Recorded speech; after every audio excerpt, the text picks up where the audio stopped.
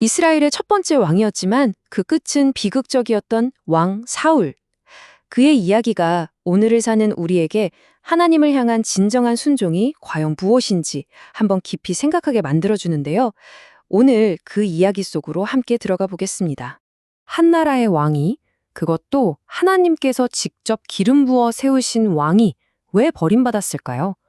이 질문에 대한 답은 사실 성경에 다 나와 있습니다. 사무엘상에 기록된 그의 삶의 결정적인 세 장면을 통해서 사울의 운명이 어떻게 바뀌었는지 같이 한번 따라가 보시죠. 자, 첫 번째 이야기는 사무엘상 13장에서 시작됩니다. 여기서 이제 막 왕이 된 사울이 리더로서 또 믿음의 사람으로서 정말 중대한 시험대에 오르게 됩니다. 여러분, 한번 그 상황을 상상해 보세요. 블레셋 군대는요, 병거가 3,000에 기병이 6,000, 군사들은 바닷가의 모래알 같았다고 하니까요, 어마어마하죠. 반면에 이스라엘 백성들은 공포에 질려서 다 숨어버리고 약속했던 선지자 사무엘은 오지도 않고 심지어 자기 곁에 있던 군사들마저 흩어지기 시작합니다. 정말 왕국 전체가 눈앞에서 무너져 내리는 것 같은 극심한 압박감이었을 겁니다. 결국 사울은 그 조급함을 이기지 못하고 선을 넘어버립니다. 번제를 4개로 가져오라. 이건 원래 제사장, 선지자만 할 수 있는 일이었거든요. 하나님의 때를 기다리라는 그 명령을 정면으로 어기고 만 거죠. 사무엘의 책망은 정말 즉각적이고 단호했습니다. 당신이 망령되이 행했다. 여기서 망령되이 행했다는 건 그냥 실수했네 정도가 아니에요. 하나님의 시간과 그분의 권위를 신뢰하지 못한 것, 이건 아주 중대한 믿음의 실패였다는 걸 딱 짚어주는 겁니다. 자, 이제 이야기는 사무엘상 14장으로 넘어갑니다. 여기서부터가 정말 흥미로운데요. 사울의 두려움과 그의 아들 요나단의 담대한 믿음이 아주 극명하게 비교되면서 우리에게 정말 중요한 걸 보여줍니다. 아버진 사울은 두려움에 꽁꽁 묶여서 아무것도 못하고 있을 때 그의 아들 요나단은 뭘 봤을까요? 눈앞에 엄청난 적군이 아니라 하나님을 본 겁니다.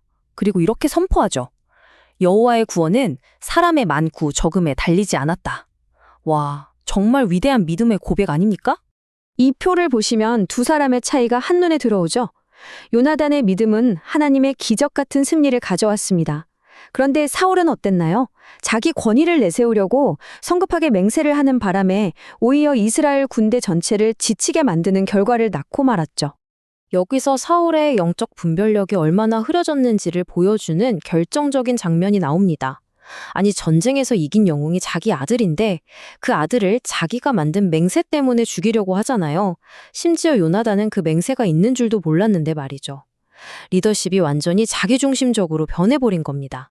그리고 이제 사울의 왕위를 완전히 끝장내버리는 마지막 불순종의 사건, 사무엘상 15장으로 가보겠습니다. 이번에는요, 하나님께서 사울에게 아주 구체적이고 절대적인 명령을 내리십니다. 하나님께서 내리신 명령은 어떤 해석의 여지도 없이 명확했습니다. 아말렉 족속을 완전히 진멸하라. 이건 그냥 전쟁에서 이기라는 게 아니었어요.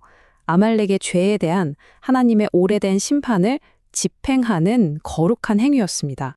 하지만 사울은 이번에도 온전히 순종하지 않습니다. 하나님의 명령에 자기 생각, 자기 판단에 섞어버려요. 가치 없어 보이는 건 진멸하고 좋아 보이는 왕이랑 가축들은 남겨두죠. 이게 바로 그 무서운 부분적인 순종, 선별적인 순종인 겁니다. 사무엘이 이 불순종을 딱 지적하니까 사울이 뭐라고 하죠? 아, 그거 백성들이 그런 겁니다. 책임을 떠넘깁니다. 심지어 하나님께 제사 드리려고 남겨둔 겁니다 하면서 자기의 불순종을 아주 그럴듯한 종교적인 행위로 포장까지 하려고 해요. 바로 이때 사무엘이 성경 전체를 관통하는 정말 위대한 선포를 합니다. 사무엘상 15절 22절 말씀이죠. 순종이 제사보다 낫고 듣는 것이 수양의 기름보다 낫다. 이 한마디가 사울의 실패, 아니 어쩌면 오늘날 우리의 실패의 핵심을 정확히 꿰뚫는 겁니다. 하나님은 우리의 화려한 종교적 행위가 아니라 그분의 말씀에 귀 기울이는 그 마음의 순종을 원하신다는 거죠. 결국 사울은 자기 입으로 실패의 근본 원인을 고백합니다. 바로 내가 백성을 두려워하여 이거였습니다. 하나님보다 사람을 더 두려워했던 것, 하나님의 인정보다 사람들의 평판을 더 중요하게 여겼던 것. 이것이 그의 모든 불순종의 뿌리였던 겁니다.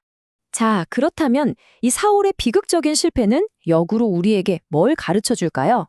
하나님의 마음에 합한 사람은 과연 어떤 모습이어야 하는지 그 답을 보여주는 것 같습니다. 사울의 몰락은요, 어느 날 갑자기 일어난 게 아니에요. 여기 보시는 것처럼 처음엔 작은 조급함이었을 수 있습니다. 거기에 인간적인 판단이 더해지고 이게 불완전한 순종으로 이어지고 마지막엔 변명과 자기 합리화로 끝나는 거죠. 이 마음의 실패가 단계적으로 쌓여서 결국 하나님으로부터 멀어지는 결과를 낳은 겁니다. 결국 사울의 이야기는 거울처럼 우리 자신을 비추게 합니다. 그리고 우리에게 이렇게 묻는 것 같아요. 오늘 당신의 삶에서 자신의 생각과 판단을 내려놓고 하나님께 온전히 순종해야 할 영역은 어디입니까? 사울의 실패를 통해 온전한 순종의 축복을 배우는 우리 모두가 되기를 바랍니다.